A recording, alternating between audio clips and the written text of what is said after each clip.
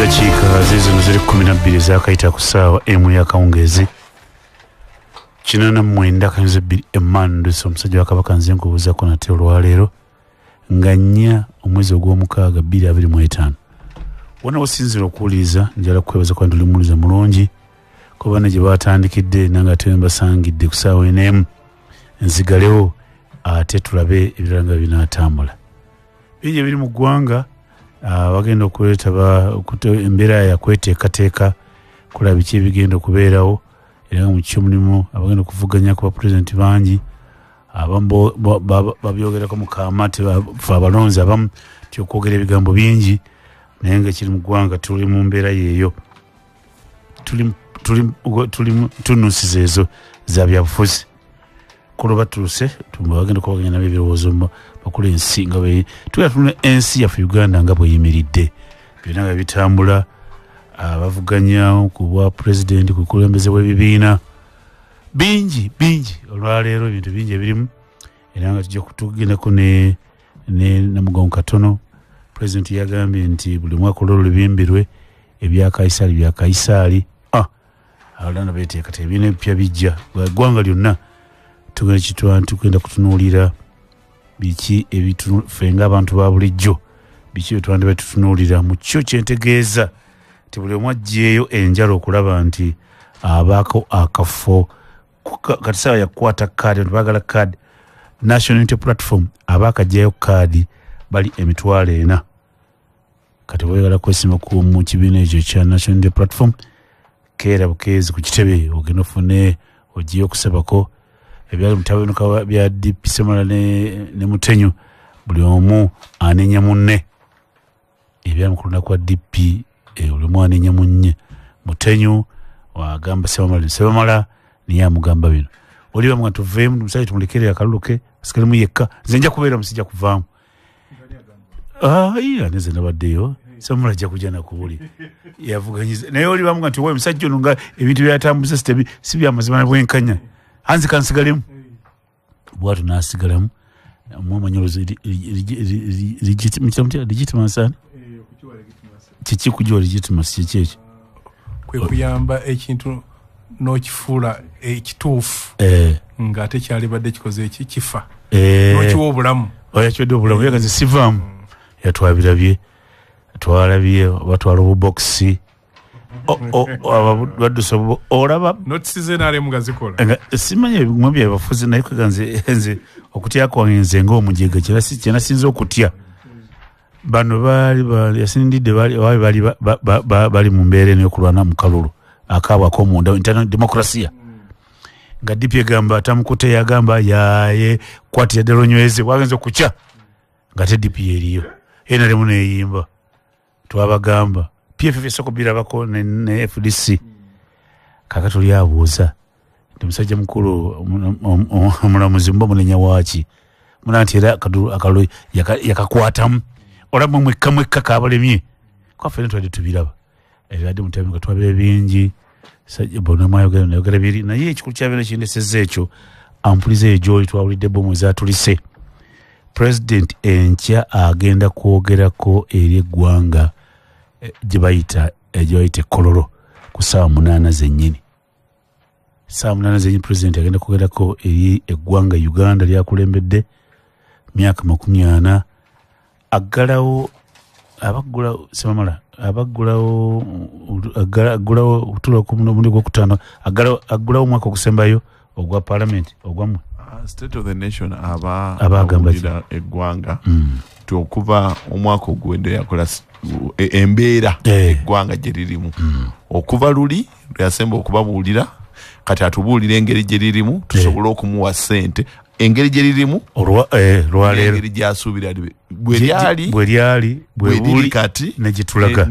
yayagala libeere kyebayita State of Nation kati okusinziira ku wayagala libeere wiiki eddako netumuwa ssente zaki za budget budget yensonga laki bagisoma wiiki eddako kyebayita State of Nation kati bino byoyagala kati okutereeza nti kale kati katukuwe ssente zino otereeza ebyo State of the Nation Address. President aba eggwanga embeera bwetamu emirundi mingi State of the Nation Address n'aba opposition ngabirayo but no bakole yaabwe mu nsi endala ezikulaakulanye bakole yaabwe ti eggwanga bweti lwe lyali luli otulaba wa ssente bweti lwe liri ate bweti opposition mu nsi ezimu ezikulaakulanye yaffe wano opposition yaffe oluzungu teyagala lungi gwe obimanyisi nze ndi opposition twagala luzungu lungi twagala bikolwa mwagala bikolwa sokoze batuliza sebamala zambala musiza abaami n'abazaana basajja mbakulisaayo ennamugongo ebigambo byayogeddeo byabadde birungi nnyo Ssaabasumba yatukubiriza ebyobufuzi obutabitwala nga kyekisembayo sikufaana kuwona waliwo ensi egenda kusigalawo kuyigiriza kwa Ssaabasumba kubikwatagana n'ebyobufuzi kwabadde kulungi nnyo of course ebya bomu obyogeddeko ekinewunyisa nti abantu abategedde ku intelligence nti no bomu zijja lwaki balinda abantu bebwatule nokola ripooti mangu nnyo ng'eringa byaliwo byabaddewo kwebuuza ekirala nebuuza bwebuuza wema nkoze ensobi nsaba kisonyiwa omukulu kitenda kitambula wa security nsaba kisonyiwa wanze okubuuza kutuliza sebo ekirala kukulisaayo bantu bonna ndowooza ababadde mu tabamiruka wa Democratic Party naddala tiimu empanguzi team let's make DP great again yeruwe kulemberwa Sibamala bali ogira batya DP great again yes era bweri kati great again kooti mugenda ddi wikeja mugenda mu kooti muze kutuuliza sebo ne speaker waffe njaga kutwala omusagono DP Buganda okulamusa abasajja n'abazaana ba Kabaka bwe tukola obwambe bwa kuno njagala na okulisa abantu afa okuba ennamugongo njagala okulamusa mikwano gyange ennansana okusingira ddala ab'ekiwenda Busukuma nabaddeyo mu mukolo gwabadde gwa mukadde waffe Dirisa Yaddaga bamuwala we awo ekiwenda Sebo Medi nensangayo abantu bo babesebo oli mugazi era ndowooza n'omala okuba ekivulu simanyi awo ekikoma bunene omusajja oyo tetulabaganangako ne tumwagala nnyo atukola bulungi neŋŋamba ye Sebo nabaddeko ne mukolo owa mwami Sempeereza mu Buso era Busukuma kwabaddewo Bishop Hannington Mutebi yabadde nga badde bajjukira kitaabwe mwami Sawulo Sempeereza Bishop n'atusomesa yakuyise okugasa okugasa nnyo so nawese njagala okubeebaza Medi mbadde nzijja wano nensinkana omuntu n'ambuulira waliwo Munnayuganda mu gavumenti y'abano kikyetukoze waliwo omwami alina kampani bagita Azu Properties amita Magaddu Habat yalina zi contract bana bakola contract wano bamanyi ab'enguudo ng'amaze emyaka ndowooza 3 tebamusasula kati bw'agenda ku minisita okubuuza ku ssente ze ng'atudde mu katebe namugamba tewali ssente n'agwa katebe n'agwa wali n'afuna stroke myaka egi 3 wamanja bilioni 13 ng'ebintu bye bigenda so abantu abafaanagana bwe batyo mu Uganda bafuuse bayitirivu abantu abakasupplyinga gavumenti y'ebintu gavumenti erina ssente nga tesasudde bali mu 11 trillion obuwumbi omutwalo gumu 10 nkozese ku muzindaalo guno mboogerereko nti gavumenti erina ebikola byerimukola eri mu kutta abantu baffe kubateeka mu mbeera sembeera sobola n'okutegeeza abawagizi baffe naddala PFF nti ensonga z'ekibiina tuli mu kuzimaliza isebadde ne meeting olwaleero tujja kuba tubategeeza ekivuddeyo wiiki ejja 12 mukadde waffe Dr. Besigye ajja kudda mu kooti era ennakawa oli omukyala yakolaga dibengalye ate yamukomiitinga ate yamugambye ate akomewo gyali mpagaliza okuwuliza okulungi Sebo mbuza kutuliza Sebo abatuliza mu enamba misizaako bakulisa Namugongo ate era Medi tuli mu kiseera kyakuza bujjandaga mu buntu zaffe n'okufuna empya aba batafunanga abagenda okuwandiisa omulundi ogusooka. So tukubiriza abantu baffe bajumbire exercise eno ate tebabbibwa kubanga exercise ya bwereere. Mpozi oyo yekka ayinza okuba nga ayagala okukyusa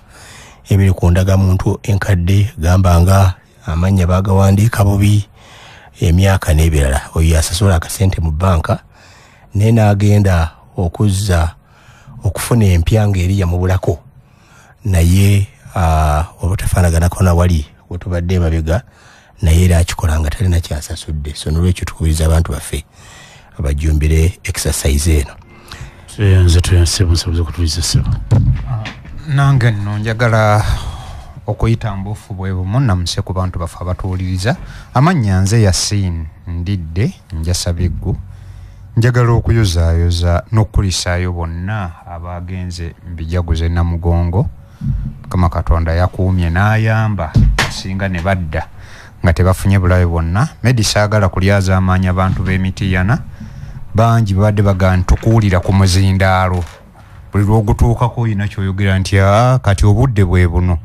Abantu b'Emityana mwekuume nga muli balamu tulwane ennaku z'omwezi 16 lwe bagenda okutusimba Migongo Medi oba abeena abaddipi bo babadde mu hotero ne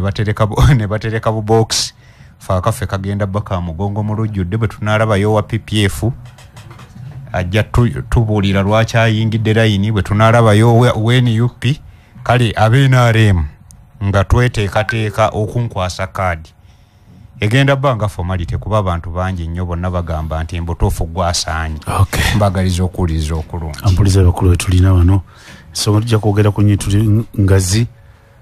ku balaza Heroes Day tulina n'okwogera kwa president enkya. Tugenda kutunula ensonga bwe zitambula katumu katono. Eddakiika ziri 27 ezakayita ku ssaawa emu yakawungeezi. JK Visa Experts and Consultants ebigambo bibiri experts and consultant be bakugu mu kuteekerateekera ebiwandiiko bya visa za America, Canada, Bungereza, Australia n'ensi za Bulaaya endala zonna. Mwe muli Schengen, mwe muli UK. Bakola ku visa z'emirimu ogenda okukola obutuuze, okulambula, okusoma, empalo z'okufuna obutuuze mu nsi zonna. Bano ba experts and consultants be bakimanyi be bakikola. Visa banyima ne bampa olupapula gwe bakwagala nnyo kwa omusolo gwakubojjako bajja kutereeza bulungi otereere. Bagano okugamba nti naawe tofaayo myaka simanyi luzungu byonna byonna ebyo balina omumanyiro mukyo era baba olukusa kuteekerateekera abantu okutambula. JK Visa Experts bayamba abaagala okufuna emirimu Jordan, Dubai, saako ne Bwarabu yenna. Basangibwa JK Visa Experts and Consultant basangibwawa awo ng'okwata essimu mukizo bagala n'okuba essimu n'olupapula nti abayamba kufuna visa ogenda okukola okufuna butuuze okuwasa okuwummulamu okulambula bayita ba JK Visa Experts. Essimu bali ku 0772 56 3703 oba 0709 6 740 basangibwawa kwata oluguudo lw'Entebbe fuba kulaba nti osanga kizimbe kyota Freedom City kiyite kulukiyitako awaliwo musaŋŋanzira kwate ko erigenda endejje ovuge kilomita ziri 4 ojja kulaba petrol station eriko ekigambo nti Eddie petrol station ku kizimbe ekyo ku petrol station yennyini ku kizimbe ekyo kyennyini waguyinda eri office y'aba JK Visa Experts ng'okwera ku simu 0772 56 3703. Bano kutambuza ebintu oli musuubuzi wa China bano balina obukugu okutambuza ebintu byo baguliza ebintu mu katale bakunoonyeza akatale k'ebintu byalo okugula bakutambuza okukisaayo kudda ku hoteeri kuva ku hoteli okudda ku kisaawe bakuwa ebbaluwa enekufunyisa visa bano ebintu babitambuliza mu nnyonyi babata Barian Air Cargo basangibwa Nabugabo Street eri wansi maaso ga Bank of Africa ekizimbe bakita BBC Building ekisenge namba 412 obasanga bali ku simu 0740 152 33M oba 0760M 799 ekizigo bakiyita kyogero abakoze ekizigo nabe kyogero bagamba naye nkutegeeza nti kyogero ono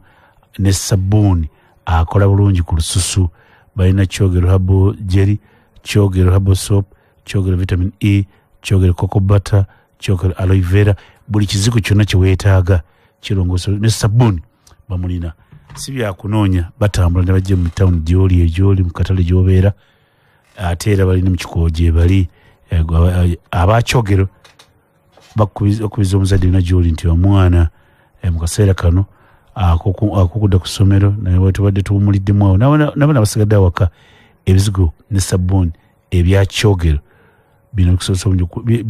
birabira bulungi olusuula omwana nakola talina nsi ab'amaduuka n'abasupamaketi mugende mujje musuule ebizigo bino naawe omuguzi genda mu dduuka erikuli okumpi oba supamaketi oba mu kikuubo n'emmotoka zindi zijja kujja gy'obeera kyogero kyekizigo ekiriko kati ne sabbuuni wa kyogero esimu eri 0754 gwayitaze ebingi 0754 55 72 0392 17 17 Tabula Properties batunda ettaka n'amayumba batunda ettaka bazimba amayumba batunda amayumba bagula amayumba Tabula Properties kati balina estate yaabwe balina estate zaabwe nyingi ziri ku Hoima Road balina Kachiri balina Nampunge balina Namusera balina Bukalango balina Bombo balina Busukuma balina Gayaza yonna Tabula balina ettaka ebyapa ebyobwannannyini balina ebyapa ebyobwannannyini ebbeeyi ejja mu nsawo ate nabo bannayuganda ekibanja mpola bakikkiriza abatabula bali ku masitoowa gye bayise eri ewaffe nansana naye nga bali ku simu 070M 94 2 070M 054 644 kaija President agenda kugalakira eggwanga enkya mujja kubeeramu ab'ebibiina abali mu parliament abali mu gavumenti abali mu parliament ab'NRM n'ate ab'NRM abalamuzi bona ajja kuba nga gye bali naye tusuubire kimu kugera kwa president ebyona tubyogera abajjayo empapula bajja kusunsula kwatambudde kutambula kamyufu Gambia abanuupu balina bakajjayo empapula mitwalo 4 ab'NRM ne badde bize nnyo olwaleero n'abalala bangi saako wajja kubeera mugazi kwogera kwa president gwe batuyimirako enkya teweeraga Heroes Day yalwa 6 ya balaza Idi yalwa 5 akusookera ddala njagala buffe okwagaliza abasahaba bange bonna Idi ennungi ey'okusala ebisolo ne mu mbeera gye tuli batono nnyo abalina obusobozi obusala ekisolo era kyetulobbawo amagezi mwekwasaganye ne bannammwe muguleeyo akabuzi musobole okukasaddaaka naye nga abasinga obungi obuso kyali badde nga buli omu bwe yali badde nga asaddaaka kyali badde nga kitambula era olunaku lw'enkya twagala kuyitako eruzira okulaba kwa Haji Obedi tulabe bwakwasaganya Idi okutukiwekerera Meddi enkya Mwai Museveni agenda kwogerako eri eggwanga Heroes Day eri lyantonde omanye ezo ennaku byonna njagala zezo ennaku lwonjagala kulugjawo mangu tugenda kiri mwanyinaze mukozi akola mu corporate organization banka bo bajja balamba ezo ennaku public holiday bazirawo nga nnaku zakuumula bakola ebyabwe si ebyo zaavaamu ekinyusi omuntu yali agadde public holiday nga bajjukira ba heroes ng'ekyo kye baalwanira bakirabako nga kye baalwana nti kyo Uganda efaanana bweti nti abo ddala baalwana olwaleero bannayuganda obagamba Heroes Day n'obagamba eva mu kino kye tulina olwaleero babalabira ddala nga abantu abaakola ekintu ekibi abaabalyamu olukwe abaabaleta ebizibu bino bitulimu kyenyiza okugamba kyova olaba tekyakwata kati yasigala bannanyiniyo bano bakitambula bagenda ogifunamu allowance n'amafuta okutuuka eyo gyeri ne si kyekintu medio ojjuke mwai Museveni wano nga yakawamba ng'abantu ku buli kyalo olunaku lwa 26 balukuza naye kati bagezaako kanti lwira kubeera wantu wamu tewabawo na muntu abaako kakolo konna konna kabere ka birthday ko olunaku lwennyininyini olunaku lw'enkya mu nsi endala lwali badde nga ddala lukulu nga lw'amaanyi nga gavumenti abantu gye beesiga nga yebafuga Medi omukyalo omu yambuuza nga tuli mu kooti za Dr. Besigye n'aŋŋamba mpulidde bagamba Besigye versus Uganda be baliwa abo Besigye baavaasinga nti Uganda emwai Museveni ne banne ne balooya bamukiikiridde nga tolabayo bantu bazze nti ba Uganda mu musango gwabwe kati emisango gy'olaba nga gyafuga gya mwai Museveni ne banne baayagala ebbanga lye tuyize wano Medi nga weetuli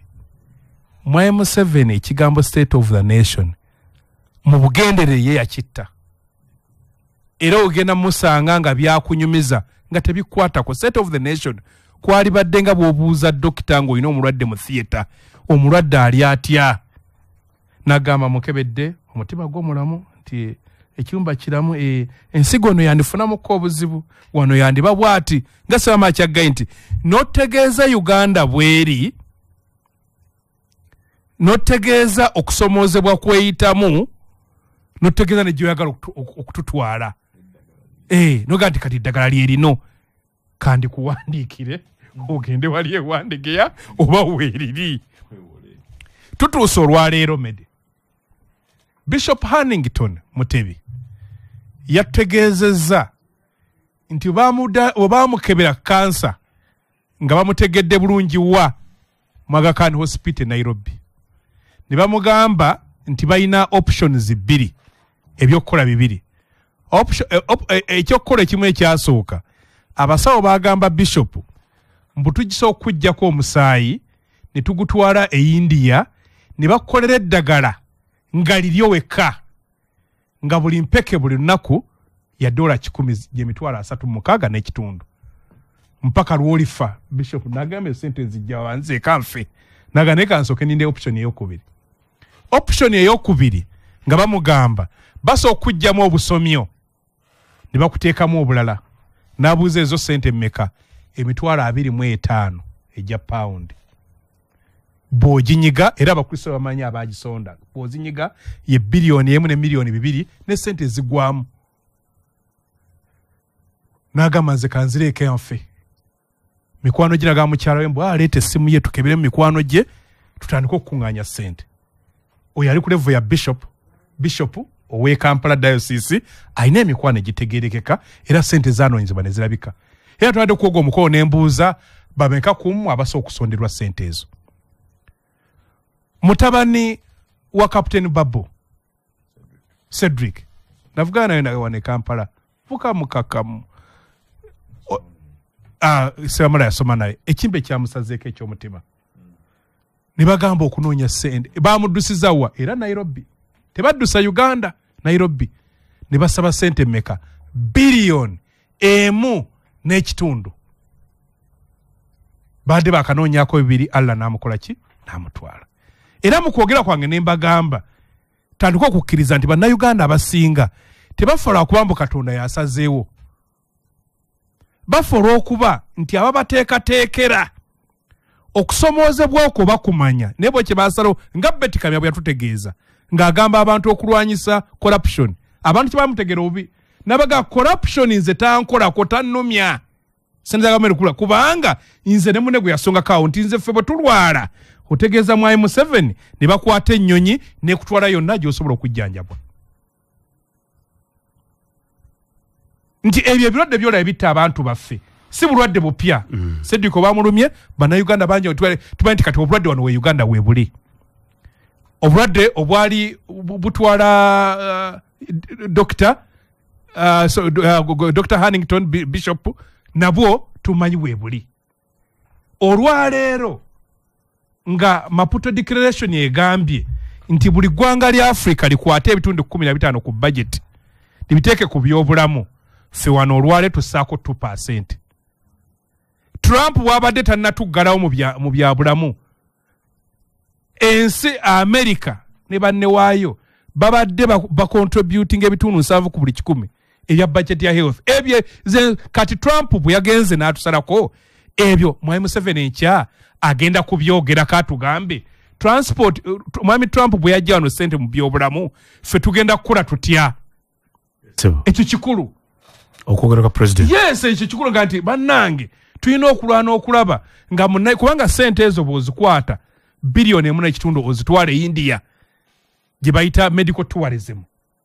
mu economy yo zikoze ekyo zifiiriddwa eza Bishop Hannington Mutebi zasalirwa Bungereza emitwalo 25 java mu economy ya Uganda ne tujiwe Bungereza nti olwanyo otyo okulaba ng'ate buli basinka nayo eyamukolako wano Kenya yali Professor Lule muna Uganda yali Nairobi Hospital yamukolako lwaki tokola amalwaliro amatuufu wano nigakola ku banna Uganda ezo ze issue media zikola ki enkulu olwaleero ebyenfuna media embeera gye tulimu byali badde nga abantu olwaleero buli kiseera buli omu gwolaba media kubira essimu akugamba medi mperezaayo omutwalo mperezaayo 2 buli woyite Kampala olaba business ziggaddwawo abantu bali mu kweyiya bweyiyi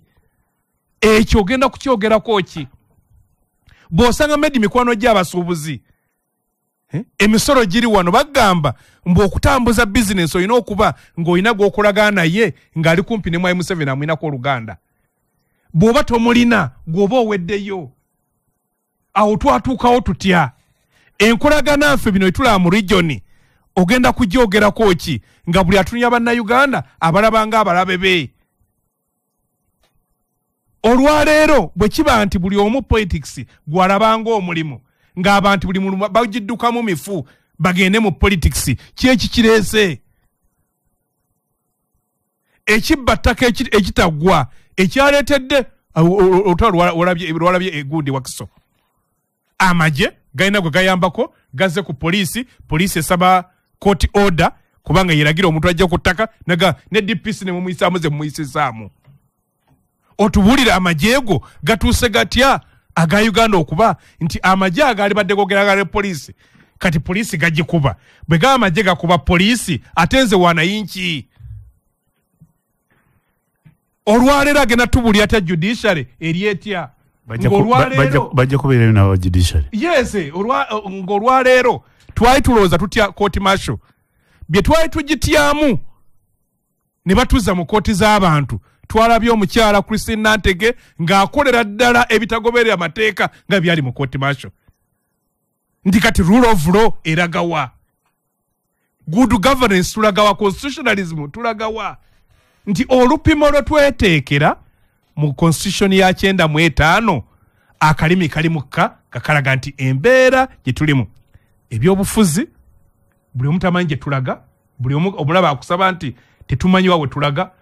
wale ne Mwai Museveni ng'omulaba yeetonda bambuuza okwetonda ffe twambuuza weetonda ki tukusonyiwe ekyo tekyategerekese bulungi bw'otunulira emiggo gyola buli wola mbiina by'obufuzi juzi walaba ekintu kya Nalukoola ekyo tugenda kukivuga tutya emiggo egyali wa Nalukoola n'ensaa gye basaze obusawo nti abantu okulaba nti confidence tukuwe sente zaffe ozikozese naffe tuwulire ng'olina kyotuwa kubanga abakulembeze si ba boss bakolera bannansi okulaba nga babeera mu ggwanga ettuufu naye kyagenda otunyumiza agenda tutwala mpaka lwe yajja ye kyeyasalawo agambe bwe nazaalibwa mu gyensanvu kyekirwaki mujaana kyolwaki bampita Museveni akutwale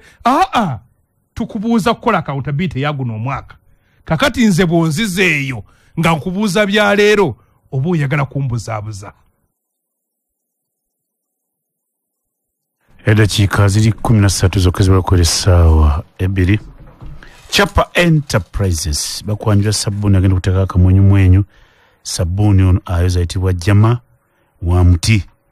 Sabbuuni ono atukuza engoye muweevu mu ngalo, alina akawoowo taggwerera. Chapa Enterprises ye muleese bagani mugule ayitibwa Jama wa muti, azitowera ddala bulungi nnyo kilo namba. Era aba Chapa Enterprises ne baleeta sabbuuni anaaba ayitibwa Lanzo. Bakusaba n'obuwombeefu bungi gy'oli mugezeeko tojja kwejjusa. Si wa kunoonya niona anaaba alimu obuwoowo, waliwo n'abawooteri gwetaaga ennyo ayitibwa Lanzo antibacterial. Oliyo omwetaaga gwalina wooteri ti abantu bamala okulya emmere bagenda okulya emmere bane sabbuuni atobuuka mu ngalo. Genda nnyo mu wooteri kasobola sabbuuni nga waali owa Lanzo waba taliyo ng'obaga nti sabbuuni wa Lanzo wemba naaba baatugambye nti ono yatobuuka mu ngalo. Sabbuuni ono si wa kunoonya, maduuka mwali, supermarket mwali, mu ggwanga lyonna ali ogenda ku Rafik Building ekisenge namba 3 duka namba 3 ojja basanga omusobozi musange mu kikuubo. Chapa Enterprise ye muleeta sabbuuni ono mututuusa akayitibwa Jama ow'omuti ayoza ne Lanzo anaaba. Kweweza kwano kyali ku mukutu 10 mwezi w'olwokubiri essaawa 2. Wano gwe Munnayuganda gy'oli ekifo ekyokuwummuliramu ekikozesa ekitiibwa n'abantu bo si kirala bakiyita kiri Kalangala. Kalangala gy'oba ogenda ojja basanga nafaana ba Boulevard Sons ojja bayitawo ku Boulevard Sons Lodge Kalangala. Eri mu kizinga ninoonya wali Boulevard ojja ogende Kalangala. Wano waliwo ebisulo bya birungi byote bulungi bidi kalonda yenna ow'omulembe agendera okuwa emirembe kikulu nnyo n'essanyu. Bintu bibiri, mirembe n'essanyu obisa Boulevard Sons Lodge Kalangala. Akawewo k'ennyanja kakufuuwako ng'oli wabwera oyambadde shoti kikyoli kyo kimpi, munaali awo ayambadde sikaati, muli awo mwenna muli abulamu. Twalayo abantu gwayagala okukola kye bandiise honeymoon. Era wano ku Boulevard bajja kuwa kino kye weetaaga. Era ku Boulevard Sons Lodge Kalangala balina n'eryato bayita MV Boulevard Speedboat enejja kuvuga. Kutebakoma ku ekyo kyokka, balina swimming pool, bafumba ekyemisana breakfast, bafumba emmere, bafumba dinner kyaggulo, balina swimming pool, bakutambuzaako mu kibira. Nakulenza nti empologoma gy'olengera bo balina nga bagita guided guided forest tour walk. Balina bandi, balina steam, balina sauna, byonna mu kifo kimu. Boulevard Sons Lodge Kalangala. Bakubire ku simu 0777 611 896 oba 0708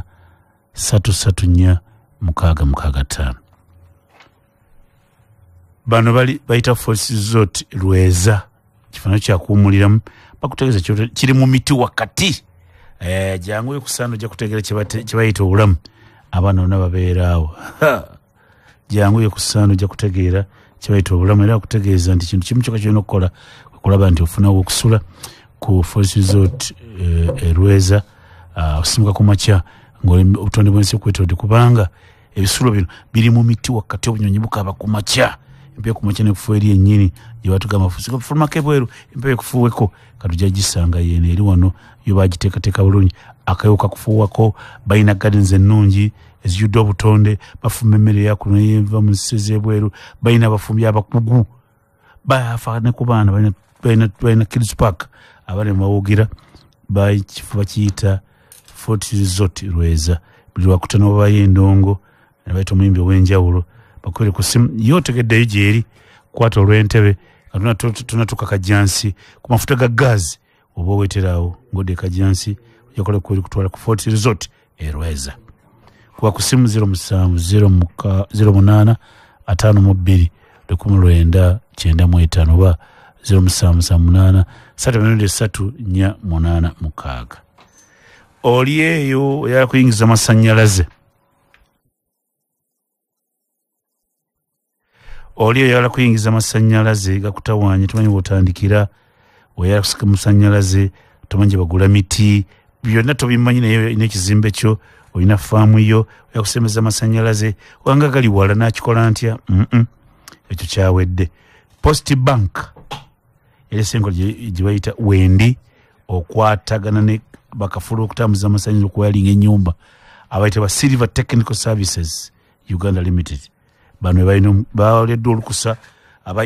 UEDCL okutambuza na Uganda amasannyalaze kati bamanye nabo nti ensimbi z'okuba enzibumuko nekwataganya omulimu ne Post Bank bina wiri bagambe nja kuyingiza amasannyalaze aba Silver Technical basangawa bajja bakubira bakuteremu amasannyalaze banka ensasule gwogisasula oluvannyuma ebyo byonna kubanga oliza CBS jojjo bijje tugamba nti asanze gamunyuma kuyingiza mu nyumba Post Bank enkola bagita wendi bw'oyingira mu kigamu kimu kyokka Silver Technology gala amasannyalaze bo bakubira simu bakuddemu oliriddawa ndi mbalala basindika abantu baabwe bayingiza amasannyalaze mu nyumba yo bakutere transform eri mu nnimiro yo bakuteremu amasannyalaze bakuwayalingire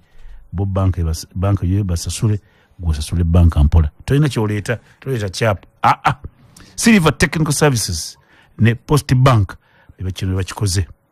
webale kubera ku CBS simu eri 0752 61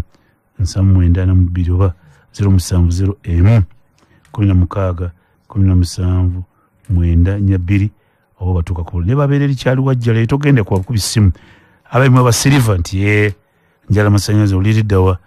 nti lwengo nga bo bavuga nga bajja banka nga ebasasula wengosasula banka mpola tebeetaga kyapa Post Bank wendi ne Silver Technical Services Uganda Limited bebakola ekyo esinindidde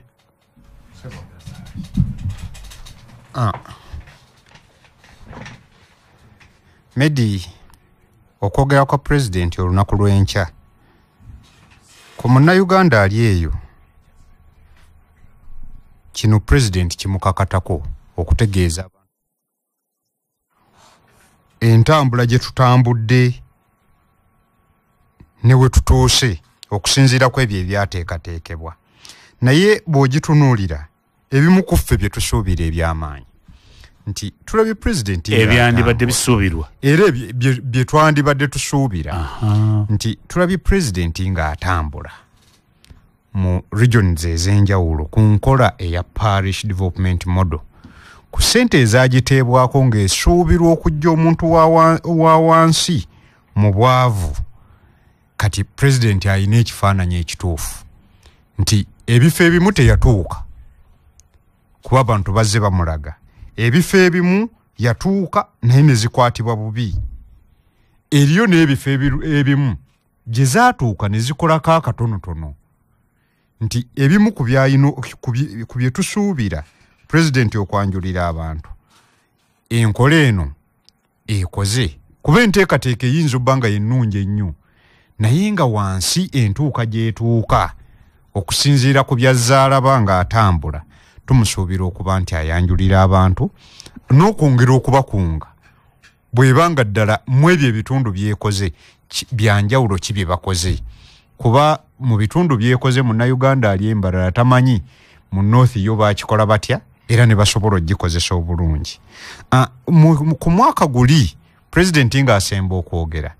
tujjukira nga asoosowaza enkola ya RAPEX eya rationalization of government agencies and expenditure and public expenditure nti eno yenkola emu eyavaamu gatta ebitongole ebimu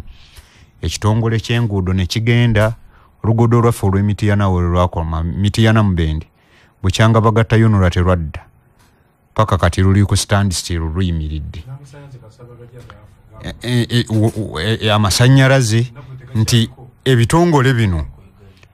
tusuubira nti bw'anajja agenda tulaga gavumenti weetuuse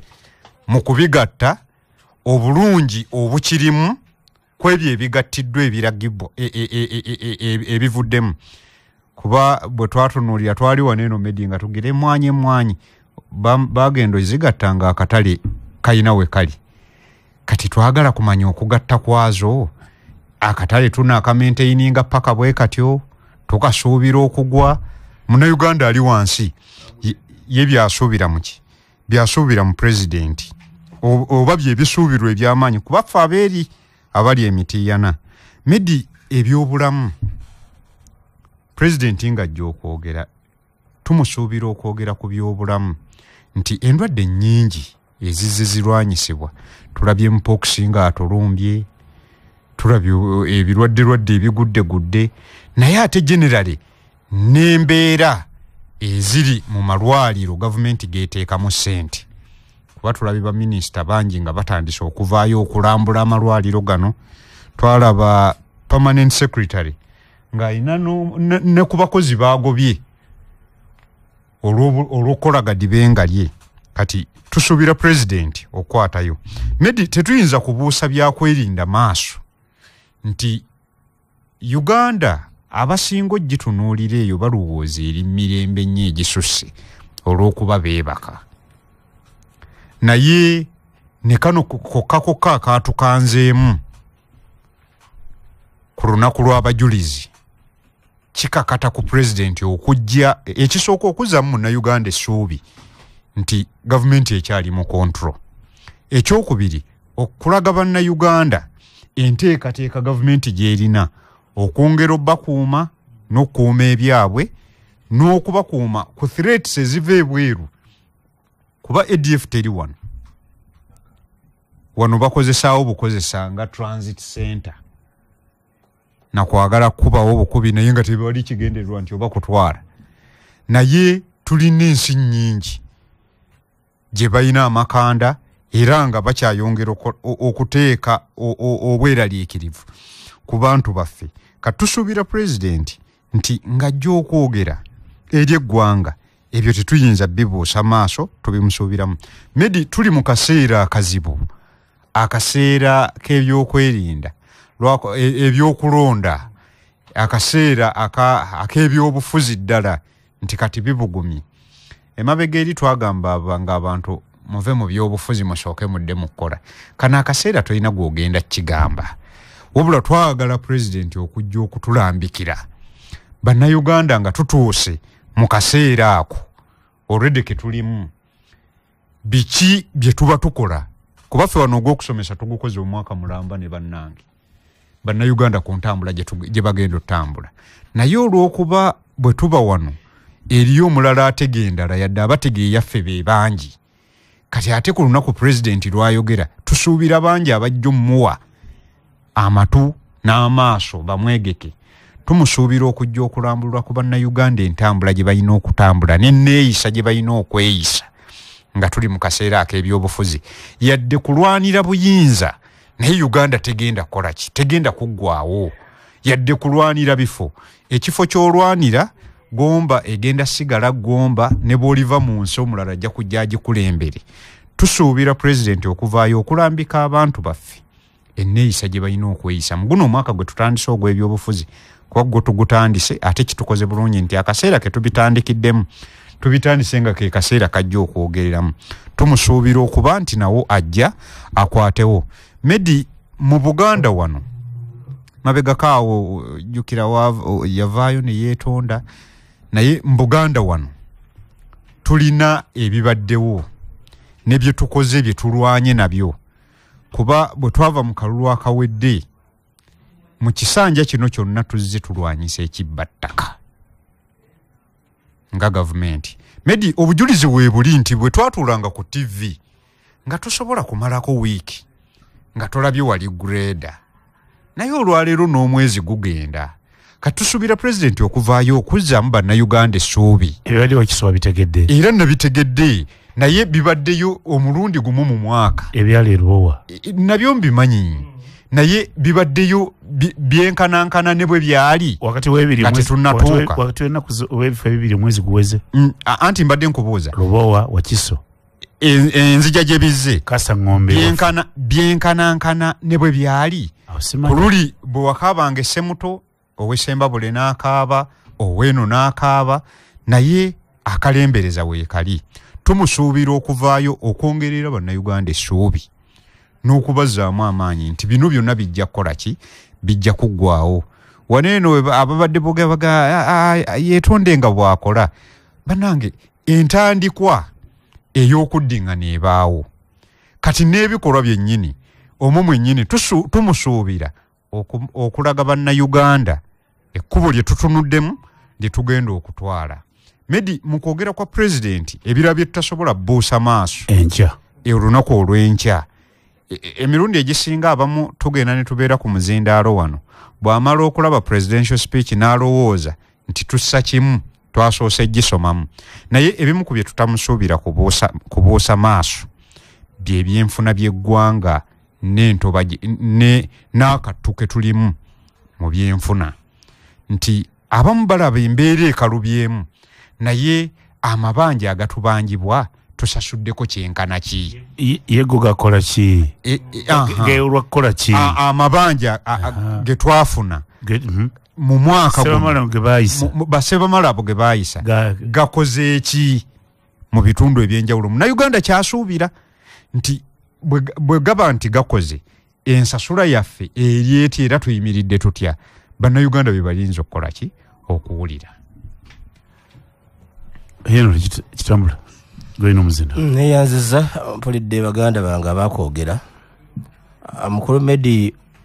State of the Nation address yenkya erimu ebintu biringa bibiri byewandisubidde bwe birimu nedda ekisooka byewandisubidde bwe birimu ye State of the Nation esembayo mu kisanja kino ekyo kimu kubanga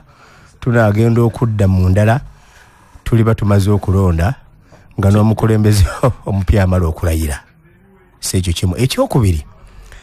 State of the Nation address eno era yetuyingiza mu kye tuyita National Development Plan 4 kubanga ng'emumanyi abatuuliriza bwe tunaatuukira mu mwezi ogw'omusanvu tunaaba tutandise kutunuulira National Development Plan 4 nga National Development Plan 3 tumaze gikuba emabega kakati era State of the Nation address eno yetutwala mu kulonda kubanga ekyo nakyo kyetaaga abantu bakimanye Ssemateeka wa Uganda mu article 11 sub article emu egamba bulungi nti president anaayogeranga eri parliament ku ggwanga nga we liyimiridde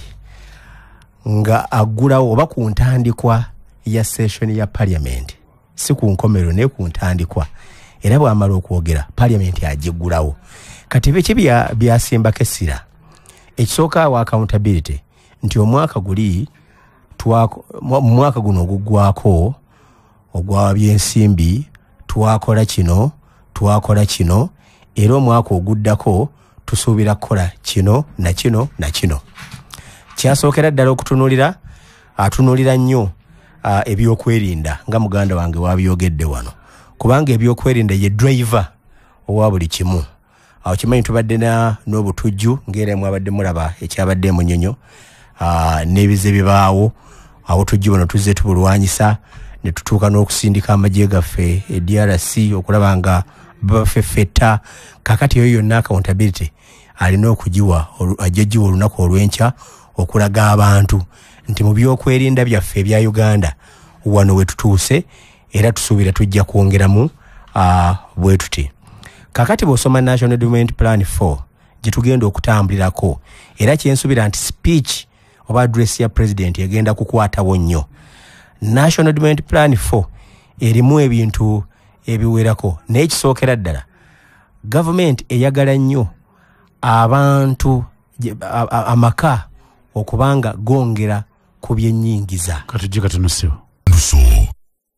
kitambula sebo so kakati tugendera okulaba nga abantu baffe bongera kunyingiza maka era ensonga lwaki olaba enkola ya PDM eno weeri era nsuubira olunaku olw'enkya president bw'anaaba ayogera ku nkola ya PDM nga ekimu ku kigenda okujja abantu baffe mu bwavu nsuubira agenda kwongeza ku ssente zino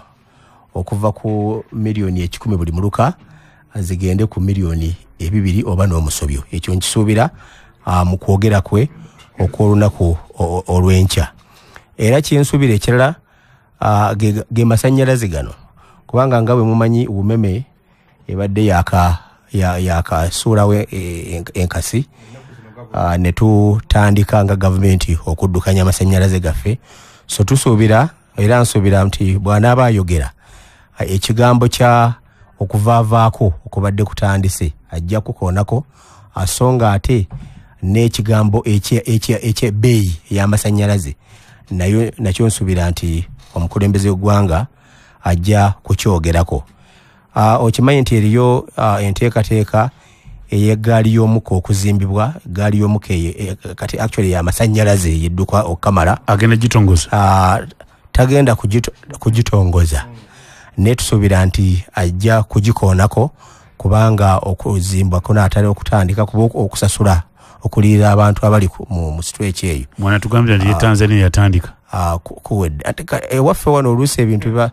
expensive kubanga olina okulira abantu. Nze nali ejjinja nga deputy RCC naye ng'olaba okulira abantu nga n'obuzibu obukulimu zino famire zirwanagana nzaali n'okufuna ssente ate ne mutusooka mutuuza famire n'ebiringa ebyo. So nsuubira nti kakati nga we bamaliriza omulimu ogw'okusasula abantu naddala mu bitundu ebisinga obungi eggaali eno weegenda okuyita ey'omukka oba ey'amasannyalaze, nsuubira nti kaakati ekintu ekyo pulezidenti ajja kutubuulira nti egenda kutandika okuzimbibwa mu bbanga bwe riti ejja kuba ewedde era tujja kuzimba mu miteeko ng'ebiri oba esatu. So nkisuubira ekyo pulezidenti w'eggwanga okyogerako. Nsuubira okwogera ku kigambo ky'enguudo kubanga enguudo zibadde nnyingi nga zikolebwa. Tusuubira nti ajja kuwa accountability districts bazongeramu ku road fund yaziwa akawumbi ng'ogasseeko ziri ze baafunanga. So tusuubira nti nakyo ajja kwongera okikoonako. Nze ng'omuntu nsuubira nti ebintu ebikwata ku byobufuzi naddala okuwa ekifaananyi tulina kutambula tutya mu kalwa akajja, nsuubira nti ayinza obutakibuusa maaso kubanga ng'omukulembeze w'eggwanga alina okutuwa direction gye tulina okukwata ffenna okulaba nga tutambula tutuuke gye tulaga akalulu kabeere ka mirembe. So nsuubira nti ekigambo ky'emirembe n'obutebenkevu naddala mu kalwa akajja ajja kwongera okikoonako kubanga kikulu nnyo eri abantu baffe abawuliriza. Ebyobulamu nsuubira nabyo ajja kubikoonako. Mukulu Kaija abadde mweraliikirivu wano. Mulimu ebintu oluusi pulezidenti byatayogerako naye ng'ate wansi bitambula. Ekyokulabirako ekyokugema abaana kitambula. Ekyogema twali wano ng'osoma ku sex killer disease endwadde 6 zindamutta. Linda katono ono kitambula kyayogera enkola y'okugema abantu b'eggwanga si ya gavumenti ya Museveni mukamaawo ya kitongole kyansi yonna eky'ebyobulamu. Tokimanyi World Health Organization abantu baffe abawulirize bakimanyi bulungi naddala bali mu myaka egisukka ku gyaffe bakimanyi bulungi nti twalinanga ekiseera wano nga ne mu SST gwe twasomanga nga tuli ku ndwadde 6 zinnamutta. Ezo zonna tukola ki? Ebimu tubyerwaniddeko wano. Oyinza okuba nga tomanyi lutalo tusizaawo kulwanyisa Ebola, lwe tusizaawo kulwanyisa Mpox. Oyinza okuba nga ebyo tubimanyi lwe twassaawo okulwanyisa COVID wano eyali agenda okumalawo abantu. So kakati ebintu ebyo naffe mutusiimeko nti tulina kyetukola ki kyetulina kyetugira. In fact nze ekirala kyensuubira ennyo pulezidenti kyajja okukoonako kyekigambo ekya tweyimirizaawo tutya ng'abantu bali abagaba obuyambi abatera okutuyambako batandise okubuzaabuza omuliro boogera kino boogera kiri. So nsuubira nti awo Bakaija bebawagira abo pulezidenti ajja kufuba okulaba nga atuluŋŋamya n'okutuwa essuubi nti tusobola okweyimirizaawo ne tutambuza ebyobulamu ne tutambuza ebyenfuna ne tutambuza ebintu byaffe nga Uganda ebyokwerinda n'ebirala nga twemalirira kubanga awo tugenze tutuukawo. RDC gwelinga ebyokwerinda oza pulezidenti yanogedde ku byokwerinda by'eggwanga embeera gye tulimu kati magye kuba poliisi bomutulika kyambalo statement weri redde amanyika chechikuba chi abuzo amajega timpula police yandiogedde chikwecholoza gwenga RCC oyogera amaji obo yogedde ku force ya military amaje segera nalabe Costa Bill nalabe Costa Bill naye abasiwo Costa Bill mu maji olusi bagenda ne bakola ekyo kimwakoze eki kimwalabye era abasiwusi balagidde n'abagenda ne bakuba omupolisi luli ng'ogyeko kino ekyabaddewo kibaga nti kyabaddemu abantu babadde bava wa Brigadier General Chams ng'ogyeko kino ekyabaddewo naye nabali abaasooka baakwatibwa kubanga president anyumirwa nnyo ne gavumenti enyumirwa nnyo ebitongole byaffe byonna ebyokwerinda okukolera awamu kakati ku kino olaba kuba bannaabwe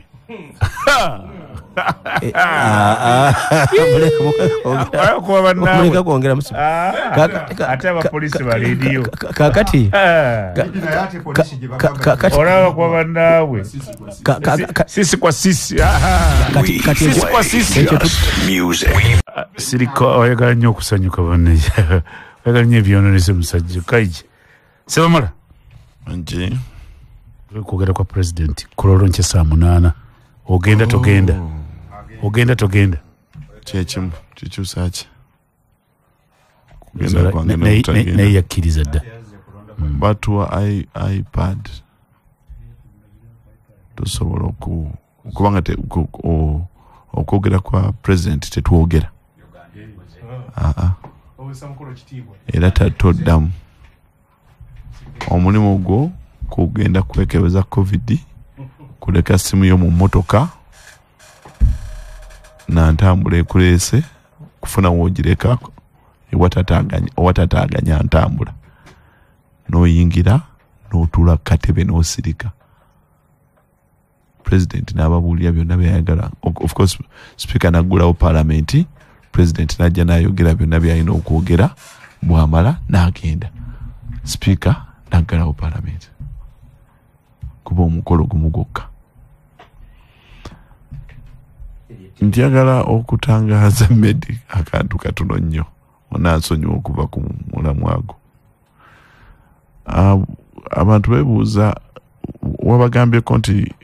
nali nina okubeera ku baloti obutabeerako waliwo okusikagana omugwa omugwa gwaliwa National Council okwesimba kwa president wa Democratic Party olina okubeera wa National Council emyaka 5 oba okubeera nga obadde mu Democratic Party emyaka 10 kati ekyo nkirekedde banamasaka olina okukola ki okusookera ddala olina okuba nga obadde mu Democratic Party emyaka 10 gwayagala okusimba kwa president general oba ku National Council emyaka 5 ku byombi obadde ki ku byombi kati bw'oba tonnaba kwesimba kuwa member wa parliament ng'oyagala tiketi ya DP olina okuba nga obadde active member emyaka 5 kikikwakuliza ekisooka kitegeeza wenneesimbirawo mu 2 wali naye nina okubeera nga mazeemu emyaka 5 as an active member isemateeka bwagamba mu 2 eyo yennyini ne bampa okubeera ku National Council Sebamala Richard olwo nendayira okubeerako emyaka emeka 5 emyaka egyo 5 affe be balonda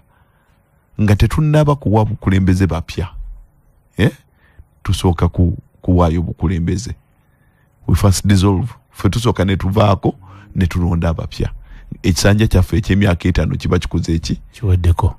kati emyaka 5 ku National Council nabadde njiwezezza oba nedda simanyi kubala bulungi kubanga kuba tuyinza kugamba nti nalayira okubeera ku National Council emyaka 5 enkya lwe balonda leero lwe balonda emyaka 5 ekisanja kyo ekiggwako n'ongamba ate tosobola kwesimbawo kisanja kijja nga president general so obubadde bwabadde bungi naye okutya kwabadde kungi kati nga nzira ku mulamwa tokivaako ekyo kyekiddako ku DP amazima mwaba amazima nabo bwenkanya kyekiddako nga DP kyekiddako nga Sebamala byombi byombi osazeewo kati guliona tuguveeko nze nkuline wano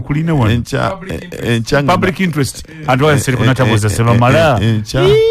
tetuma kiddako abawagizi bo kyekiddako mu DP Chechiddako Sebamala engineer. Enkya nina press conference. Wa Exclusive mu maka gange Senge. So nja kulambulula eri makago. Yeah, why not? Dipi jogeno jiteeka. Yerwakitula bwe ati bigambo bi. Biga buiza anti nanze. Bigambo bi. Kaija nebyo bigambo Senge. Ntiona ali makage Senge. Yaseba namawulire. Nyana employer zimpisa abantu bange erwakitula. Ne employer abalala ne babayita emageri. Yenkole eriwo. Yes. Oyagala information ni oyagala kifo. Njagala kifo. Anti kati kubanga abantu abatuuliriza baagala byengenda kwogera oba kifo press conference. Jogenda okwogerera nabo bajje. Ayagala okubeerayo. Yes. Linda seneni wandiika. Seneni. Wagulu ono wetuli. Wandiika era tujebaza okubanga amawulire wandiika woneka nti wano wetuli. Tuli Senge amaka gabadde agenda the residence of Engineer Richard Sebamala, a former DP. City former Sabade ku ballot. So I'm not a contestant at all. Luzungu lokale batawaja.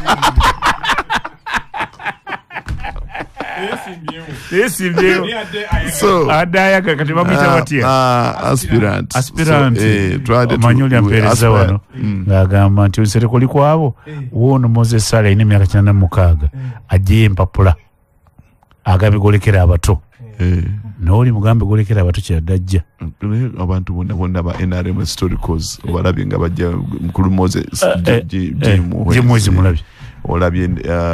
abantu chechiddako eri DP Sebamala mwakiririza na ye Sebamala yenga omuntu nsobola okubuulira buli abatuuliriza abantu babeene okusekera ddala mbebaza okuba nti nomunfudde kyende, mbebaza okuba nti mbadde mugoberera ebigenda mu maaso, ate mbebaza okuba nti mbadde munzikiririzaamu ebbanga lyonna kubanga bingi bye mbagambye ne biyita mu ngeri y'enjawulo. Nsaba nzikiriza ne baze CBS ate naddala omukulu Medi Nsereko kwekyo kyonfudde era kyofudde engalo mwazireseeka era kyofudde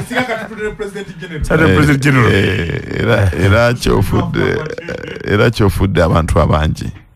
Kituufu ebyobukulembeze bw'eggwanga lino bwedobonkanye, buli kibiina kiri mu busoberwa. Olamulona mwekka ne munafuluma ebweru. Exactly. So bw'otunula ewange Bukoto Central, bw'ogenda mu bifo nga Lubumba ewasinga NRM mu Bukoto Central gye wasinga okubonaabonera ku ttaka nti abantu babakuba kibooko ab'NRM omujasajja n'abakuba kibooko naggalawo n'ensolo gyabwe gyezikola ki gye zinywera amazzi. Okitegeera ne baddamu ne balonda NRM. Bw'ogenda mu NUP ebiriyo bimanyi, bw'ojja waffe mu DP ebiriyo bimanyi, bw'ogenda mu FDC ebiriyo. Tusobola okuteekawo embeera ey'abakulembeze abatuufu. Tusobola okuteekawo akasengejja k'abakulembeze nti abakulembeze bano eggwanga lijja bakkiririzaamu era balisunsulibwa abakulembeze b'eddiini, abakulembeze b'ennono. Okitegeera tulimanya gye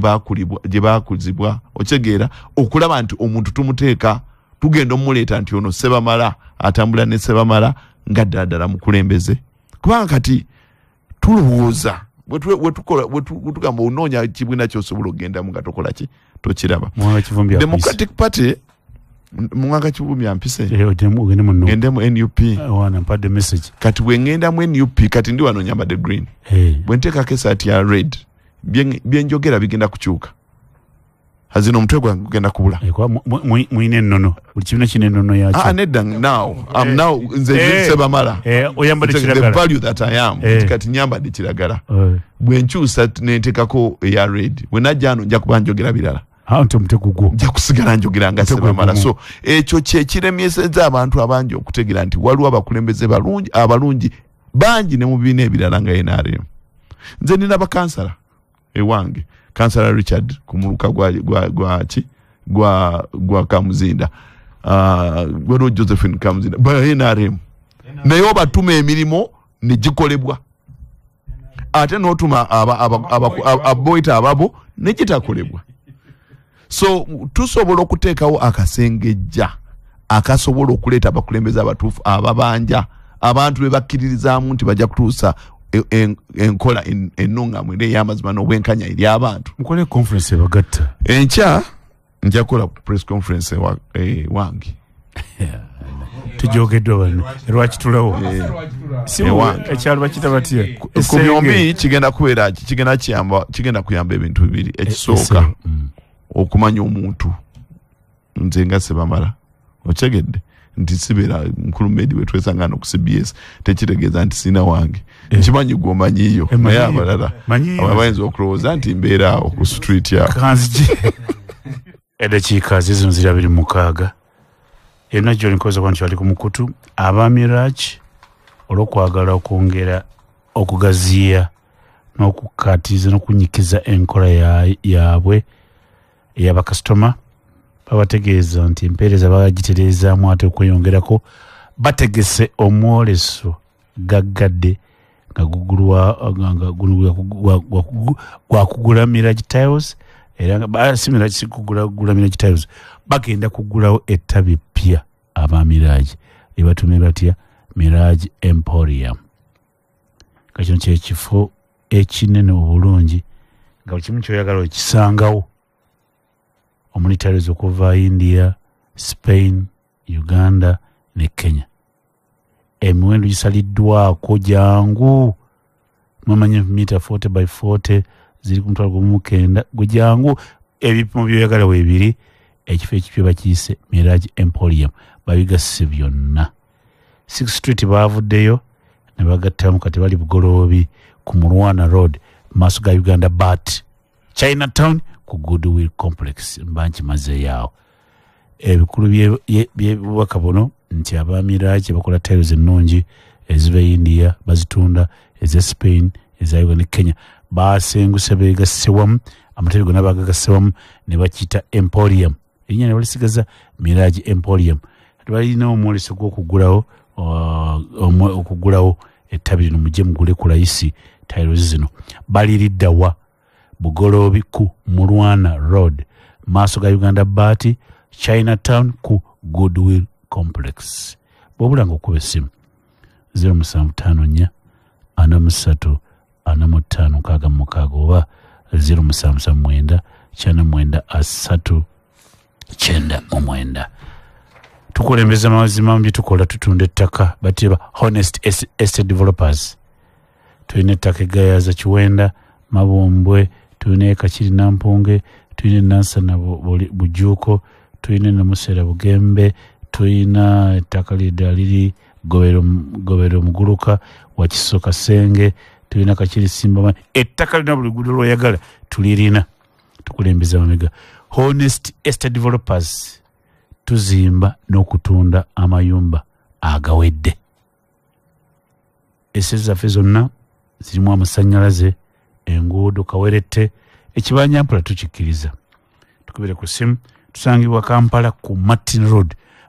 eri Old Kampala ng'agenda kusomera bayita Aga Khan ojja okulanda about ojja kola ekizimbe kiri awo kiringa kya kiragala langi tetegereka bulungi si kiragala naye mwali ogusooka gy'osanga Honest ojja tusanga fa Honest Estate Developers ate enkola ya mulembe bw'obulanga okuba essimu 0772 57 28 oba 0708 57 28 Estate Developers. Oyagala edduuka Nalukolongo Market Plaza jangu ofune ekifo kyo tuyina edduuka liva ku mitwalo 2 osobola okutundirawo ebintu byo ate n'osulawo parking weeri tuyina bino obukomi buli gulugulu jangu wefunire edduuka ku kizimbe kino one omugateko gw'ekibuga Kampala tuliridde wafa Nalukolongo Market Plaza kwata oluguudo oludda Emutundwe ku Masaka Road ojja tusanga waawo tutunda okuvirira kuva ku Katonkuma Biringanya tujja tutunda ekintu byonna byetaaga mu bulamu obwo tubirina kwata simu eno ogambe njagala mpudde ku CBS radio yabene balanga edduuka mwe Nalukolongo Market Plaza njagala edduuka yala maduka 2 kabagakuwa gakyaliwo amatono gasigaddewo essimu ziri 2 077 6 069 oba 0752 42 31 98 ali kusibisa mino mukisa tunale adagenda kubera president ne deputy president bonna bali wano ku radio ya bene so mbere yokuba nti wangagambye almost president to be naye omanye oliwe mu kinaana bwe bamubba yafuuka president mu myaka 5 yakagenda ana ate w'eggwanga ate ekirala ky'omuyigirako nti olutalo lwe yalulwanira emyaka 17 okuva amina olwafuuka president n'agenda n'akomawo nga yese emyaka 17 nga president agenda kujja kuza ku mande yerozite abanyinyijeeyo bw'okwata empola ate with a good strategic plan entuufu oyinza okutuuka gy'olaga kyenyiza okugamba abatuuliriza nti gwe njagala otunuulire amakaago mukulu Medi abantu bange abekyana mukaka njagala ofulume wabweru kati obudde tebunayita nnyo saa 2 kitundu fuluma wabweru oyimirire mu compound oba oyimirira mu maaso g'edduuka lyo emirire maga edduuka lyo oweebuuze bino wammanga gye wakimanga amazzi gy'okyaga kima oba kati osumulula taapu bw'olwala ogenda ku ddwaliro lya gavumenti eddagala gye liri oba okyagenda ku kiriniki wali ebukunda oba ogulayo mpeke ku dduuka okyali mu nzikiza oba amasannyalaze wammwe gatuuse wakati w'omwaka oguwedde na guno saagajja luli naye wakati w'omwaka oguwedde obudde bwe bumu ogwokutaano omwaka oguwedde n'ogwokutaano omwaka guno okitegedde mu mwaka gumu weebuuze nti abaana bo gye baali basomera gye basomera okyafuna obuzibu okubuweerera oba tewali buzibu kiki kyoguze waka kyolabako mu mwaka guno ogumu nti luli nali siina TV kati nagugiguze luli nali sirina masanyalaze kati nina kasola nagendanga ewagundi okukyajinga essimu naye kati nkyajingisa wana amasanyalaze ewange abaana bange beeyagala balamu nze n'omukyala tetukyasowaŋŋana kubanga manye ebizibu ekisinga okuleeta ebizibu ewaka bwavu so bw'omala okutunuulira ebyo gwe wooyimiridde wabweru w'ennyumba yo awo ojja kutegeera kiki kye kitegeeza eri gavumenti okuba embeera gye walimu gy'olimu ne gye bakupulaningira okuba mukulu Salim Saleh yajja mu kaseera kumpi ke kamu kano Bukoto Central n'alonkinga ekyuma kya ekigenda okukola ennaanansi mu 2020 na guno guliko tetukirabangako yajja kukola ki yajja n'asula helikopita nti azze kankubulire okukola ekyuma ky'ennaanansi kiki ekyo yajja mu helikopita mu nnyonyi ennyonyi n'emmotoka wansi nga 30 ogutali musango n'agenda mu kifo nga waliwo ekifaananyi n'abikkula ekifaananyi n'agamba kino wano we tugenda okuteeka nziguddewo wano we tugenda okuteeka ekyuma ky'ennaanansi kati awo ntegedde ekyuma ky'ennaanansi 2016 225 mweyogerera kati tuli mu 2025 2016 mukulu Museveni yali Bukoto Central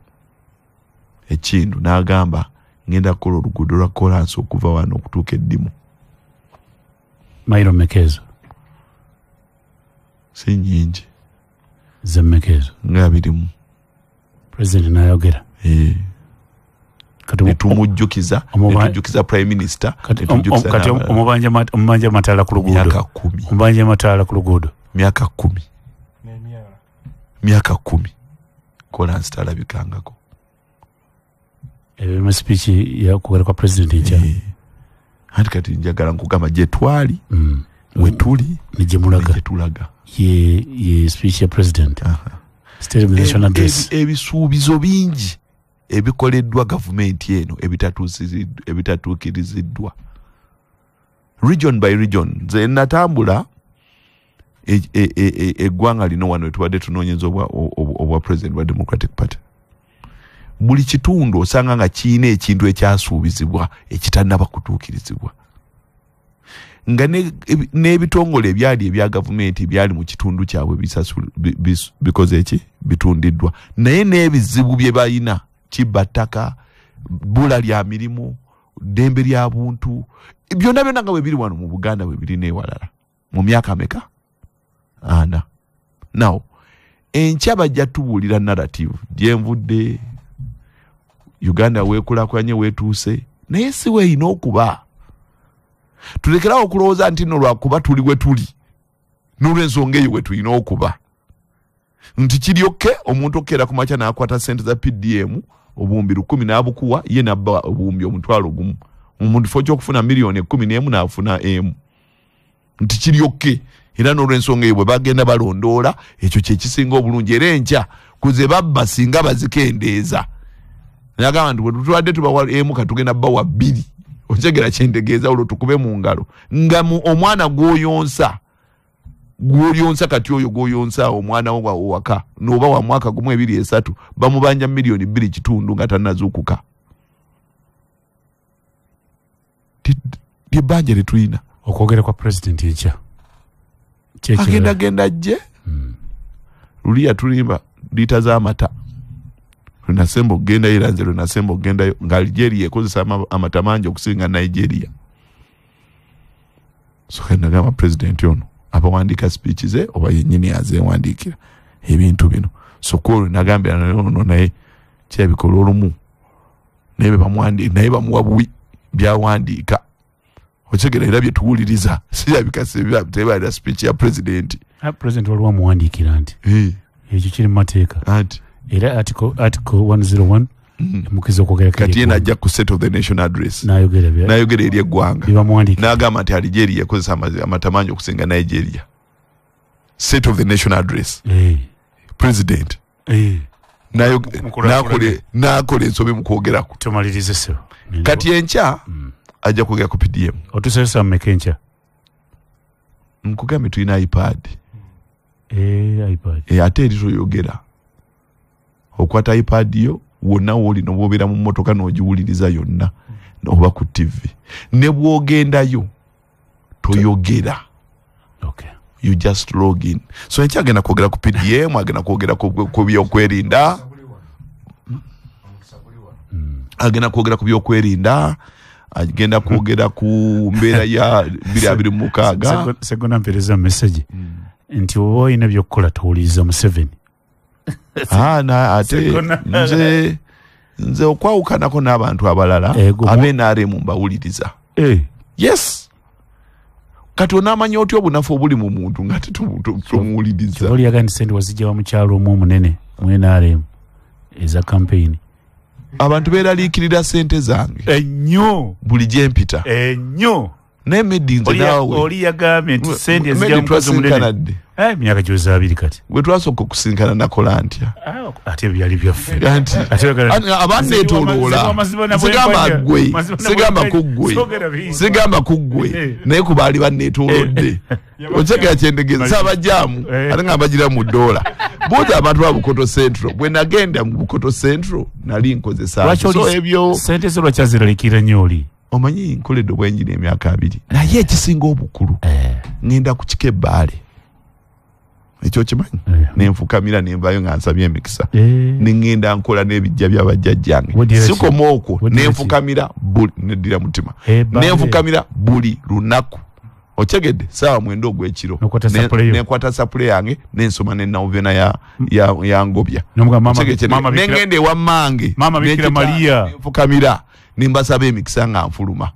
nengenda nenkola nefuna sente abalala ne bazoogerera kiruma ono atidde mutabani wange ekiika edekazi zino ziri 10 zibakola essaawa 3 kati gwatali wa DP kadi ye DP ono ogijja okwesimbawo ogenda kukola otya ekadi ena nagikuwa omuzino gujje kusokuddemu ekyo ndogenda etoliwa kadi ono ogijja kuwa abagaba kadi president general eyaki eya DP ogenda mwanga Kivumbi nkuddiramu ebigambo bino nti enkya wa DP kati tokiza mukulembeze naye ate olina ofuna kaadi kiririza mu bukulembeze bwa mukulu Norbert Mao bwotokiza bwe bugaba kaadi onogijjawa kyenkudiramu nti olunaku lwenkya tulina press conference mwanga Kivumbi deputy president akugambye enkolagana esinga kuba ne NRM n'olwekyo nga mukama deputy president ekirungi ekiri okwogera kwa president enkya saa 8 made state of nation kiragibwa ssemateeka wa Uganda 10101 si kyeyagalire eri mwami Museveni kiviira mu nsibuko nti president mupakasi ssaabapakasi wa bannayuganda bamuwa essente ne bamuwa obuvunaanyizibwa beba kampany abeera chief executive naye enkya agenda mu ba shareholders abannyonnyole owatali mu luzungu agamba unflinchingly owatali kwesika agenda mu shareholders bannanyini company bannayuganda shareholders bannayuganda ba citizens abannyonnyole nti eggwanga lyammwe limwankwasa omwaka omulamba bwe liti bwe lifaanana n'olwekyo si kyayagalire nti asiima ajja ayogere eggwanga kimukakatako tasobola naddusobya n'olunaku luwandiikewo n'olwekyo kyekikakasa obupakasi bwa president by the way ne boogaana that's a law mupakasi mupakasi nondaga kugamba rooted ya state of nation omulamwa gwe kukakasa nti ono aba president mupakasi w'abannanyini company oyinza okugamba nga sente sebo kubanga gwe yakulonda nenze ng'egyatanonda mubuulira nkubuulira kyenyagibwa ayinza okugoba nga omuyisa omupakasi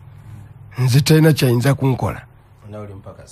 nange ndi mupakasi nange ab'ebutambala era mu kalulu ngenda kubannyonnyola emyaka 5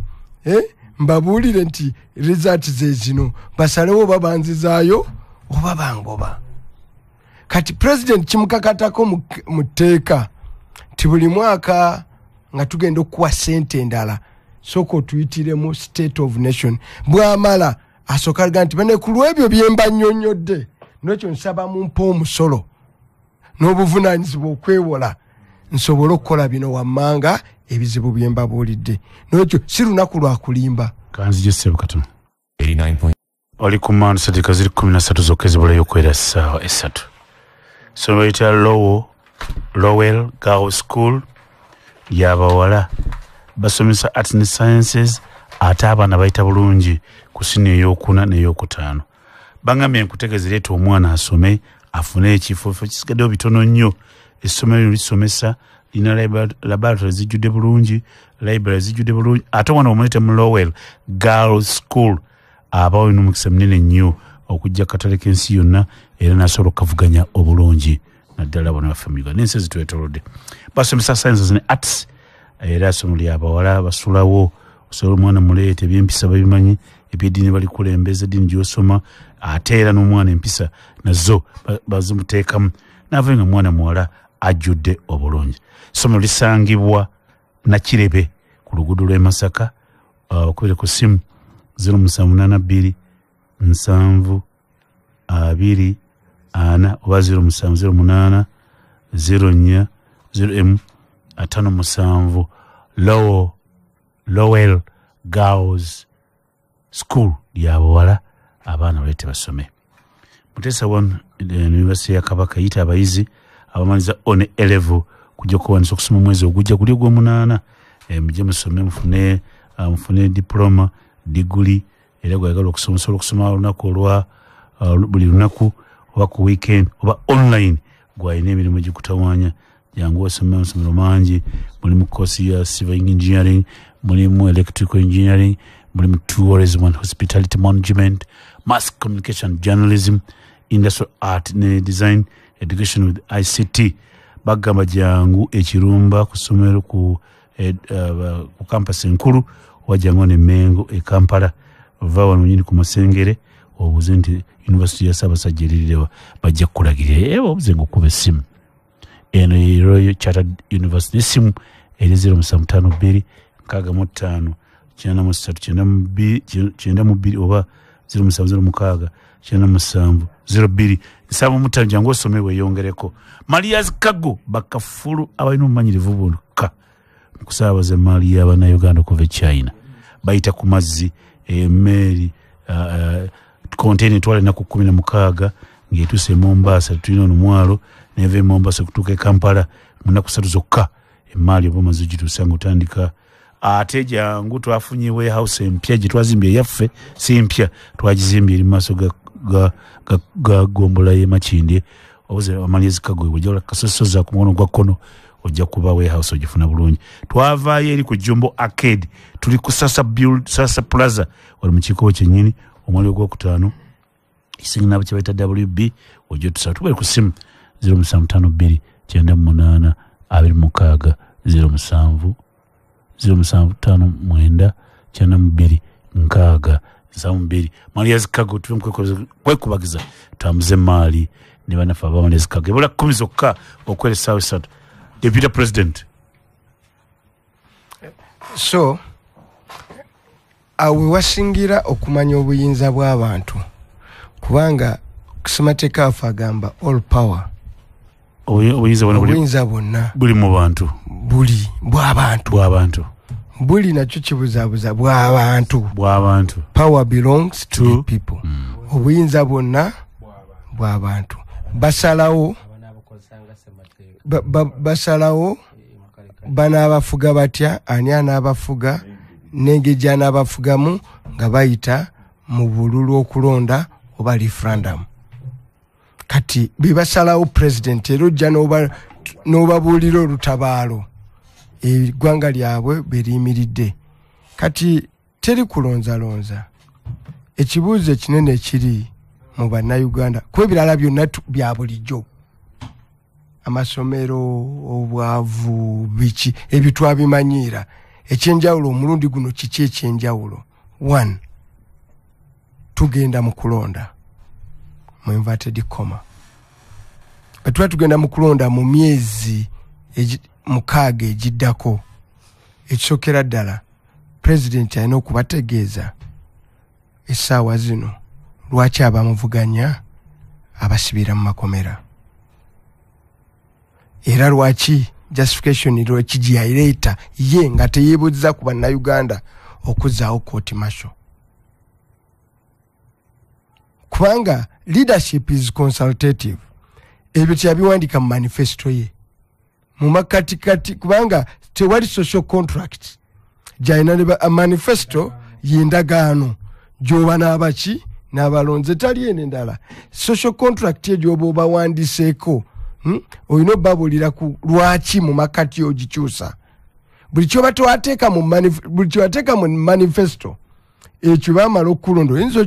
kitwala mu nkola nga Trump yagamba nze nja kussaayo abasibe abaava ebweru byonna nabyogera era babikola teri amuga nti byokola ani yabikulagira akozesa ne executive power kubanga yasaba mandate y'abaki y'abantu ng'abibalaze ti bino bye era taneefuulako n'omulundi nagumu gwatamulonda kikuluma naye abaamulonda ebyo bye baamutuma ate ne basinga obungi bebibanyiga ennyo mudde ku saidi ere mufuka abangi mumuggyeko oluvannyuma lwa myaka emeka ena. Kati ono bino bye twogerako osiba aba opponent kooti masho tebibeerangako mu manifesto ye lwaki abireeta kati tugenda mu kalulu ng'abantu beeraliikiridde nti akalulu ke tugendamu omaze tutegeeza faba wano nga mutabani wo CDF naye wennyini ogambe nti okwetooloola Buganda wano mu Wakiso mu Mpigi tulabawo obubonero bwonna obwa high levels of criminality. N'olwekyo tugenda kukozesa magye yakisaba yali addressing a national council ey'amagye ng'ayisa abapoliisi abaprison nabo n'ebyokwerinda naga wano waliwo obuki obugundi obumenyi bw'amateeka ekyaddiridde bo mu kutulika. Oyinza okuba olina olukwe ng'oyagala kuba covid luli yaliwo ng'era oyagala kulemesa abantu kukuba nkuŋŋaana nga tugenda okulonda. Lwaki lwe tuba tusemberera okulonda ebyo bibaawo? Kati tusulidde president atunyonyere ku ebyo bye yagamba Amerika yagamba abajaasi ti wano eyo gye bati ebigro wano wagujjuddewo bakoki bamenyi b'amateeka. Because corruption biki eyo mboozi tuwangala naye ng'akafuba ebyo tuwangala nabyo ebyo mu gavumenti ne bayogera ali n'agamba abasaaga mu busaga obwo bulwadde bwa gavumenti ye ebyo tutuyinza obutamusaba ebyenjawulo kati ne tumugamba ebitwaga bitali bannayuganda kye batamanyi nti pulezidenti atuusiza atya eggwanga lyaffe nti n'okusasula emisaala egimaliriza omwezi ayina okwewola okusasula omuki kyekibaddewo okutuuka mu ggwanga lyaffe ssebo Mr. President ti sente zonna ze tulina kati ozisoloozamu twewola neewole ne ze tunaasasulamu omusaala naye zaakozesa okujjaawo. Emmotoka zaagenda okukozesa amafuta agagenda omuleeta tetwazikuŋŋaanyiza mu musolo twewoze neewole omwezi guno. How country yaffe yatuuka etyo kubanga eyina gye bayita deficit. Awo mu myaka ana mu 70 Obote teyagirekaawo Amini teyagirekaawo ti buli munnayuganda agenda omuwuliriza olwaleero abangi bwa miliyoni 3 kijja tutwalira emyaka 96 okusasula ebbanja senga tulekeraawo okwewola tugaa katusasule busasuzi okusinzira ku mbeera eriwo awo tutusewo tutya ng'ate ffe twerimira emmere gye tulya kubanga wano eggwanga byute gye tulina muwogo waffe mu byalo ne lumonde waffe mu byalo enkuba bw'etonnya n'enseene ne tulya eggwanga mwotagula mmere bweru bantu kulya nga gagga olituusa otya ku levo tinaawe amafuta agakuleeta okwogera oluzungu naawe wazeeweze ate nga tozeeweze mu banka etegerekeka wagenze mu kikuubo nozeewolayo. Omanyi abantu baffe tebamanyi eggwanga ligwa bwe lityo kati bebeera kampani ono be baleeta bati books of account lyagwa dda yalisula dda mu byenfuna. Eggwanga terigwa nti okugwa tebalowooza nti bulange evaawo nga earthquake bwekoze eki bwewedde ligwa mpola mpola olina alisembeza mpola mpola nalitwala. Kyetwagala okubuuza ku bya Museveni ebirala wayimirira awo lumu n'otugamba nti ennuuni zirimu ssente twagala tubulire Kasookedde akyogera musolo kigwajja ku nnuuni yagamba ennuuni esinga n'emmwanyi Gorodi awedde. Ekyokubiri abannayuganda baagala okumanya Gorodi waffe gwe twafunye minero zonna n'ebyobugagga ebifumbekedde bye tuyina lwaki ababisima tebasasula musolo ng'ate obamanyi kwakati oyo senkagale wabatasasula musolo kuno nga babba ebyobugagga byaffe yaba protectinga medye eggwanga lino nze ndi wa mukisa mbadde mu budget kati ndi chairman wa park gaga tusobola ku erine eggwanga olwa ndi mumativu medi gaga mbigambo Katonda yaliwa ekintu kyeyatuma abakulembeze ba mitima mirungi naye okutuwa obuwi tuli bagagga nabadde ngamba gyo abantu nti tusobola olwaleero okuva ku bonna basome ne tugamba bonna bakuguke. Ochegede kuba kati tuli mu mbeera Museveni yasaawo bonna bakoze ki neggwanga terisobola kugenda mu maaso ku banna basome, tusobola kugenda mu maaso nga tulina bonna bakole ki bakuguke. Naye olwaleero buli muzadde alina omwana agenda kutunda nteeye okusasula university education. Obulwadde bwe mumuluma buli ddwayo n'ogenda Kiruddu wa Mulago wa ambulance zijja abantu mu byalo z'ababaka ba parliament abalwadde be bateekamu amafuta. Ng'oli mulwadde lukutwala olina okunoonya amafuta gakutuuse ku ki ku ddwaliro. Mu ambulance y'omubaka ate abaka tebasobola. Nze njiina ejemi Mulago emirundi 6 kati onoziteekamu amafuta onoogisobola atosobola. Kakati webejja emirundi 6 Mulago olunaku ate gwogikola ki omulwadde agenda okulwala gwe bagamba nti oteetera ate gwogamba nti weeteremu amaki amafuta mu gavumenti yaani Yoweri Kaguta Museveni. So at the end of the day, yes, your RDCs bavuga emmotoka mpya nungi eyo mu byalo obawana abasirikale mpya bonna bayina mpya naye mu ggwanga ba RDC bo nga bayina ambulance omulwadde ateeka mu ambulance y'omuki baka tugende mawulire n'olwekyo tugende mawulire mugende musoma amawulire naye twagala atulangire nti eggwanga yaffe yalisuula enkya onoobaayo owulidde okubaayo owulidde nze